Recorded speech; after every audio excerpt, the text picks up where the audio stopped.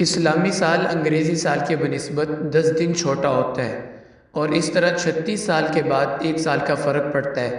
इसका मतलब ये हुआ कि अगर ये रमज़ान मार्च में है तो 36 साल के बाद फिर रमज़ानुल मुबारक मार्च में आएगा। 2007 से गर्मियों में दाखिल होने वाला माह रमज़ान तकरीबन 17 साल बाद बाकायदा तौर पर सर्दियों में दाखिल हो गया है। आइंदा 18 साल रमज़ानुल मुबारक सर्दियों में गुजर जाएगा और यूं 2042 के बाद वापस गर्मियों में चला जाएगा। 2031 और 32 का रमज़ान मुबारक सख्त सर्दियों के मौसम में आएगा और उसमें रोज़े का जो टाइम होगा वो सबसे कम होगा, यानी तकरीबन 10.5 घंटे।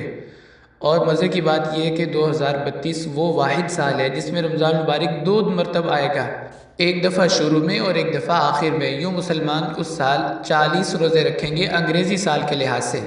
एक रमज़ान पूरा गुजारेंगे और दूसरे रमज़ान का एक अशरा उसमें आएगा।